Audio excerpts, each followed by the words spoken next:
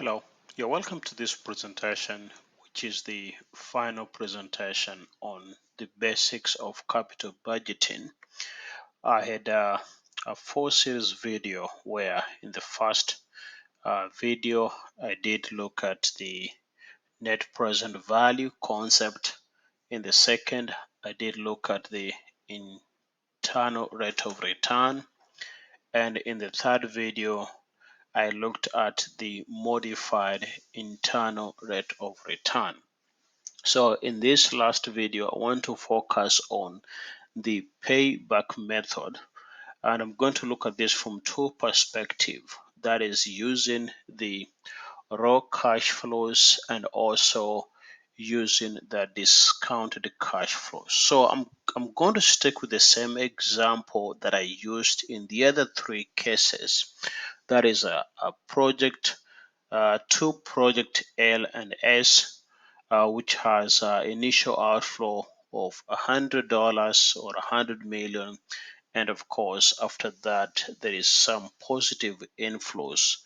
Again, if you're thinking in terms of the payback method, again, what we are trying to do here is just to determine how long it will take for the project to recover its investment. Our investment here is $100. So we are trying to figure out how long in terms of time, which is in this case is going to be in years, it's going to take to recover the $100. Again, there are two ways to look at it. One using the raw cash flow, and the other one is using discounted cash flows. But I want to look at, you know, just using raw cash flows. How long is it going to take you to recover the $100 for this particular case, which is for project L? And you can do the same thing for project S. How long is it going to take you to recover the $100 if it was a case of project S? So you think about this way. For you to recover the $100, we know that this project is promising to give you 10 million, you know, uh, in or $10 in the first year, and then 60 in the second year, and $80 or 80 million in the third one. So we just assume these are just dollars, right? So you're going to invest $100 today, then it means that's going to take you somehow in the year one you'll have recovered 100, so you still have to recover 90. You're still out of 90, and then in the second year you receive 60 dollars.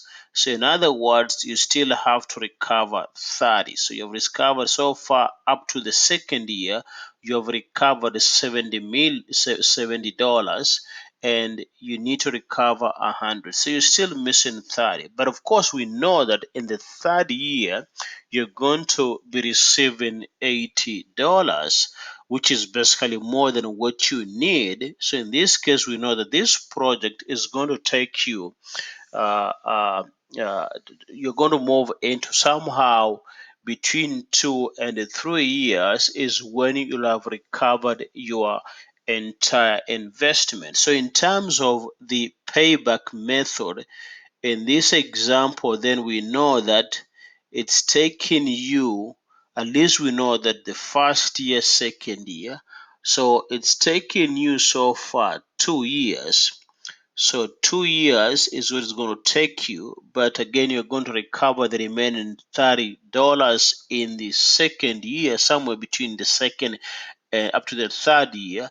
So we know then you'll be recovering $30 out of the 80. So, and this is how long it's going to take you. So it's going to take you, two, how many years? Again, we can say it's 3 years because you're going to receive more than what you need in the third year. So in this example, is basically 30 divided by 80, and in this case it's taking you 2.3750, and this is years in order for you to recover your initial investment of $100. Again, if you just think about it, it's going to take you 2.375 years to recover that amount of money if we are using just the raw cash flows. If you think about for the other project S, you have $100, that's your initial outflow. You're going to recover 70, so you still have 30 to recover, but then you're going to recover 50 in the second year. So for this case, we know that you'll be recovering this in 1.30 divided by 50. So in this case, for the project S, the payback period is going to be 1.6 again years. There's going to you need in order for you to recover your initial investment. So again, this method has a limitation because you think about it from what we learn on time value of money. If you're going to wait for a year to receive $10, you're going to wait for the second year to receive 60 and to receive 80 in 30 years, but yet you put in $100 today. This method it ignores the time value of money. So that becomes a limitation of this method. So it goes against what we have been discussing by saying money to be received in the future or the money to be received today is much more important than the money I'm going to wait for a year or 2 years or 3 years. So if I have to wait for a year or 2 years or 3 years, then I have to receive something more to make up for the sacrifice of me waiting to receive that money in a year, in 2 years, 3 years. For that reason, this method has a limitation. The other limitation of this method, it only looks at, for example, if you think about project S and we are saying it's 1.6 years, so this method is only trying to consider your cash flows up to the time that you're able to recover. So in this case, it's up to somewhere the second year.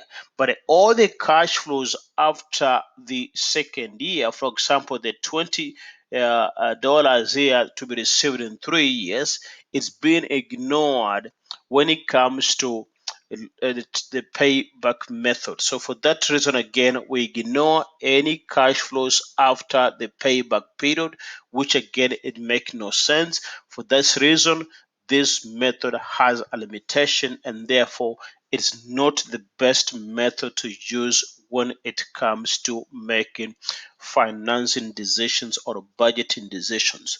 Again, if you want to add value to this method and if you have to consider the time value of money, so what you'll do, you'll use the same method, but then to to to take care of the time value of money, what you do, you basically determine the present value of the cash flows. So in this case, you determine the present value of 100, which is $100, and the present value of 80. So you discount this to the present, discount this to the present, and discount this to the present, and then use the present value. So this is a method called the discount payback method. So in this case, the present value of minus 100 is minus 100. The present value of 10, again assuming the cost of capital is 10%, the present value of this again will be that, and the present value of the 60 will be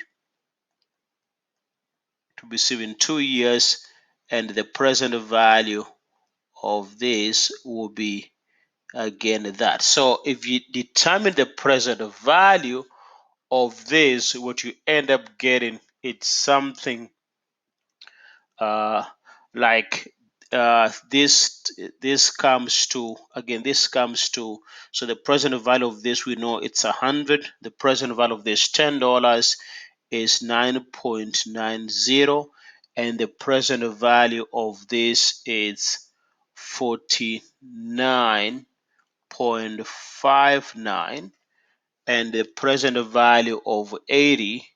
If you do the math again, this should take you to something to do with the 60.11. So in this case, we are only dealing with the present value of the cash flows, which in this case it's 100 in year one, 9.01 in year, no, 100 at the moment, and 9.009 in year one, and 49 in year two, and 60 in year three. And therefore, now you can apply the payback method by saying how long it takes you for you to recover this. We know that you'll have recovered $9.09, which is again using the present value, the time value concept. So you have discovered $9.09 in year one. So you still have $90 to go. So in this case, you still have, if you take 100 and you minus the 9.09, you still have 90 and 91 to go. So you still have to recover that amount. But then in year two, you have a present value of the cash flow, which is the 49.59.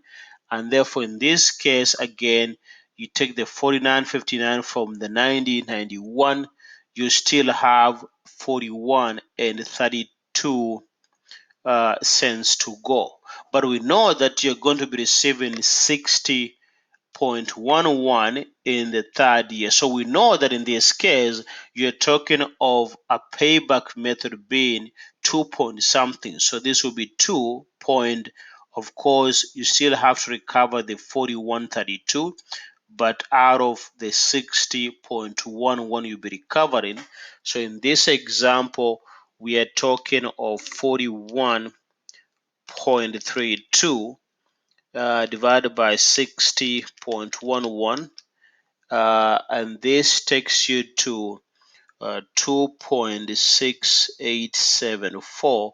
So we are talking roughly an estimate of 2.7 years that's going to take you for you to recover your investment. If you're just looking at, again, project L, in this case we're considering the time value of money. So again, that's how you go about in trying to compute the time value of money for this particular example. So I hope again the information helps out, and just do more practice and you'll find you have no problem when it comes to this chapter on the basics of capital budgeting. Again, the takeaway, the most important one, is the net present value and the modified internal rate of return. They make more sense.